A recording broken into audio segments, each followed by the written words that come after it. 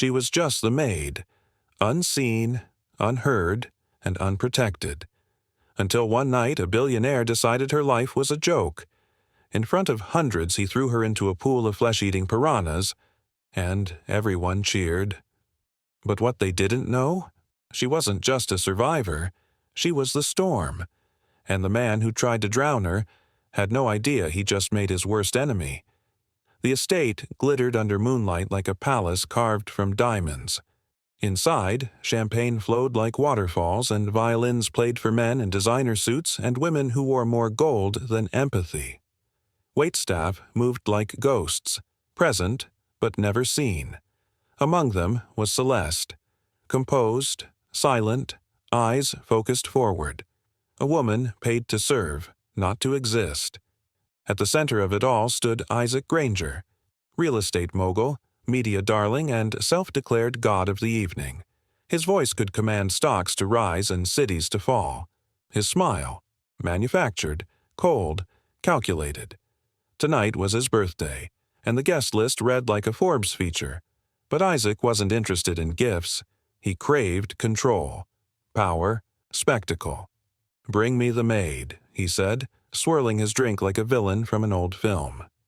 Celeste approached, wiping her palms discreetly against her apron. She'd served this man's parties before. She knew the arrogance in his voice, the kind that left no room for humanity. "Come closer," he said, loud enough for every guest to pause their laughter. She obeyed. "You've been eyeing the pool," he smirked. "Thinking of a swim?" A ripple of chuckles spread through the crowd. "No, sir," she replied quietly. "Let's change that." Before she could react, Isaac lunged. A single shove, sudden, brutal, and she was airborne. Screams erupted. Glass shattered somewhere. Phones rose faster than helping hands. Celeste's body hit the surface of the water with a sickening splash. Within seconds, chaos beneath. Water churned, red mixed with blue. One guest gagged. Another zoomed in for a better shot. Isaac raised his arms like a magician finishing a trick.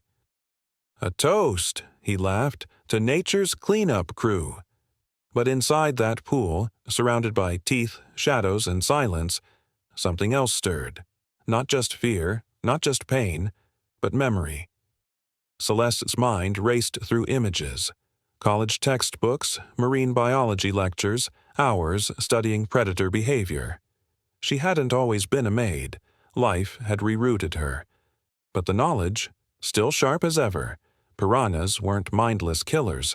They responded to movement, panic, blood. She stilled herself, every muscle frozen except her eyes. She became the quiet, the shadow, the pause. Above water, guests watched in awe, then boredom, then dismissal. "She's done for," someone muttered. Isaac sipped his wine. "That'll teach them to respect the rules." But beneath the surface, Celeste moved. Slow, intentional. She maneuvered toward the far edge, hand grazing the marble without, out a splash. Her lungs screamed, but her mind was louder. 1 minute, 2, 3. Then, silence broke. A splash, a shout, a guard running. She was gone. Gone from the pool, gone from the party. And somewhere in the dark, soaking wet and breathless, she opened her eyes. Alive, awake, and dangerous. Before the blood hit the water, before the crowd gasped in delight, there was only silence, the kind that lived in marble halls and billion-dollar estates. Isaac Granger didn't build his kingdom on hard work. He inherited it like a crown passed from one cruel monarch to the next. His mansion, perched high above the city like a predator watching prey, wasn't just a home. It was a fortress, one that stood on top of evictions, closed factories, and neighborhoods left to rot. To the outside world, he was charming. A business icon. A man whose laugh graced magazine covers and whose name opened political doors. But those who worked under him? They knew the truth. Isaac didn't walk through power. He crushed it beneath his feet. Celeste was hired through a third-party agency. No background check needed, no questions asked. To Isaac, the help was invisible. She blended into the uniforms, the tray she carried, the perfect bow of her hairnet. But if anyone had looked closely, they'd have noticed the sharpness in her gaze. Not fear. Calculation. The party had been planned for months. Isaac's 47th birthday. A spectacle to outdo the last one and the one before that. Black tie, drone cameras, imported orchids, and a guest list that included actors, senators, and CEOs who had never paid a tax in their lives. The pool wasn't just for swimming. It was a conversation starter, a twisted joke, an aquarium of danger with a decorative label. The piranhas, imported illegally, just for fun. Nature's truth serum, Isaac once told a laughing guest. You can't fake your way out of their teeth. Celeste had seen the pool when she arrived that morning. She paused. Her instincts whispered caution. She wasn't afraid, but something about the water felt staged, as if it was waiting for a scream. She didn't belong in this house, not by class, not by background, but she had chosen this assignment. She had volunteered when no one else would take it. Why? That part wasn't obvious yet, not even to her. As she walked the halls delivering drinks and dodging slurs dressed as jokes, she memorized the layout. Exit routes, security camera placements, guard patterns. She noticed which guests laughed too easily and which ones didn't laugh at all. Every tray she served wasn't just food. It was cover for reconnaissance. Isaac had noticed her only once before that night. A passing glance, a moment where her eyes met his. Steady, unbroken. He didn't like it. Men like him couldn't stand being looked at like a man. They needed to be worshipped like gods. So when he saw her that night near the pool, standing upright, not trembling, something inside him snapped. This wasn't about a joke anymore. It was about power, and he was about to remind her, and everyone watching, exactly who held it. The moment Celeste vanished under that violent swirl of water, the world above her dissolved into muffled echoes. Screams blurred into a distant hum, and the shimmering lights of the mansion twisted into wavering ribbons. But beneath the surface, everything was sharper. The cold bit into her skin, the metallic scent of blood mixed with chlorine, and somewhere in the darkness she felt them circling, dozens of razor-fanged bodies slicing through the water like living blades. Celeste fought the instinct to thrash. Instinct was death. Movement was death. Panic was death. She had studied these creatures years before her life rerouted into uniforms and mop buckets. She remembered the lectures, the diagrams, the lab experiments. Piranhas reacted not to humans but to vulnerability. Quick splashes, frantic kicks, the scent of fear. If she could slow her heartbeat, steady her breaths, and mimic stillness, they would probe her, not devour her. But her lungs burned, her thoughts flickered, and the cold numbed her fingers until they felt like stone. Above her, the distorted shape of Isaac leaned over the edge, wineglass in hand, posture relaxed like he was watching a puppet show. Even underwater she sensed his arrogance, the kind of cruelty that believed the world bent only for him. For a moment, anger surged through her chest so fiercely she nearly gasped. But anger was motion, and motion was fatal. She suppressed it, forcing her mind back into discipline. She drifted toward the deeper shadowed side of the pool, letting the water carry her like a fallen leaf. Tiny fish bumped her arms and legs, tasting the salt of her skin. One brushed against her cheek, and she resisted every urge to recoil. Her silence became armor. Her stillness became camouflage. She angled her body slightly, guiding herself toward the maintenance grate she'd noticed earlier that morning while cleaning the pool deck. Back then, it looked like an ordinary vent. Now, it was salvation. The piranhas began circling faster, sensing disturbance from the crowd above. A phone fell in with a splash, sending a ripple through the water. Several fish darted toward the vibration, their frenzy brief but terrifying. Celeste used that moment. As they swarmed the dropped device, she exhaled just enough to sink lower without drawing attention. Her fingers brushed the grate. Old metal. Loose screws. a gap just wide enough for her to slip through if she angled her shoulders. She wedged her fingers into the opening. Pain shot through her knuckles. She pulled anyway. The grate shifted with a groan that echoed through her bones. She froze. The fish turned. For a heartbeat, everything stopped. Even the water seemed to wait. Then a firework burst above the pool, part of Isaac's planned entertainment. The explosion lit the sky and sent a deep tremor through the water. The piranhas scattered for a split second, confused by the shockwave. Celeste seized it. With one desperate surge, she slipped through the gap and into the maintenance tunnel beyond. Darkness swallowed her whole. The water there was colder, quieter, safer. Her chest ached, her limbs trembled, but she was alive, and the man who tried to kill her had just created something far more dangerous than a victim. He had created a survivor with a reason to rise. The next morning, the world woke up to horror disguised as entertainment. The footage had spread like spilled gasoline meeting a spark. By sunrise, it was everywhere. On social media, group chats, and even news tickers. A maid being shoved into a pool of carnivorous fish by a billionaire, while elite guests laughed and filmed. It wasn't just content, it was outrage fuel. Clips titled "Billionaire's Pool Party Turns Deadly" racked up millions of views within hours. But something strange caught the internet's eye. The maid didn't die. In one blurry frame, someone zoomed in and spotted her hand, reaching for a vent. Pausing, the video revealed it clearly. She had escaped. And just like that, the internet flipped. From watching her drown to demanding her justice. Celeste had hidden for a full day. Soaked, injured, and shaken, but alive. She'd found shelter near the utility sheds behind the estate.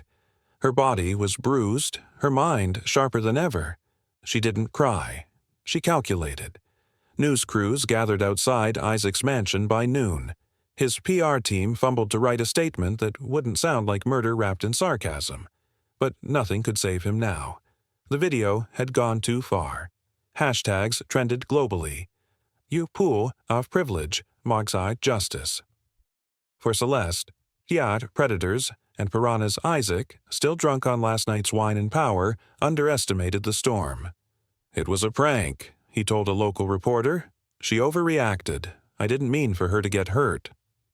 But just then, his phone buzzed again. Another clip had surfaced. This one showing him rehearsing the push with one of his guests. Laughter. The words, "Watch this, she'll freak out," were clearly audible. The internet erupted. That evening, as helicopters circled overhead, police finally stepped in. Not for murder, not yet, but for environmental crimes. Turns out importing aggressive fish for personal use? Illegal, especially when they weren't even registered. The pool itself was now a crime scene. Celeste emerged just before nightfall, walking calmly into the chaos. She wore a borrowed jacket, blood on her knuckles, scratches along her arms. Cameras turned like magnets. She didn't scream. She didn't cry. She just stood there and said, "He tried to kill me for applause. I swam through death for air." Reporters fell silent. Detectives led her inside gently. They weren't sure what to believe, yet. But then Celeste opened a small Ziploc bag she had tucked in her waistband. Inside was a sample: fish scales, hair, and the broken piece of the pool's filtration vent. DNA, injury mapping, timestamp, she said quietly, and a witness list of people too rich to speak, but too stupid to delete their videos. Her calmness rattled them. She wasn't just a victim. She was a strategist.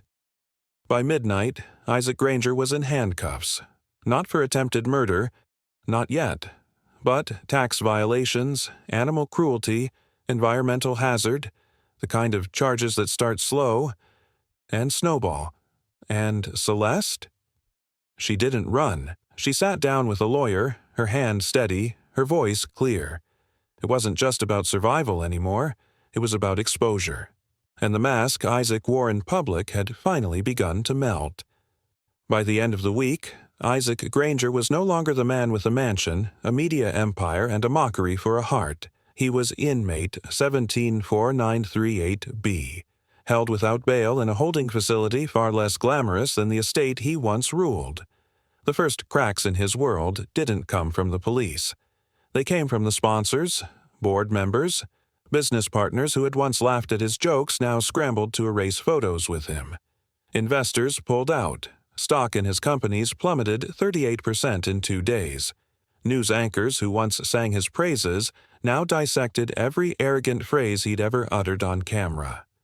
Meanwhile, Celeste became more than a survivor. She became a symbol. She didn't seek interviews, but they came anyway. Journalists camped outside her temporary safe house. Civil rights groups reached out. A media firm offered to help manage her story. Pro bono. But Celeste wasn't interested in fame. She wanted accountability. And she had the receipts. Days after her initial statement, she sat across from prosecutors and laid out a meticulously prepared folder. Every shift she had worked in that mansion had been documented in her notes. Names, incidents, threats, mistreatment, surveillance camera blind spots, even voice recordings, subtle but powerful. One clip clearly captured Isaac bragging about how he imported piranhas because lawsuits were cheaper than security. The district attorney leaned back in his chair, eyebrows raised. "You planned for this?" Celeste nodded once. "I planned for survival. The rest came after." Within hours, the case pivoted.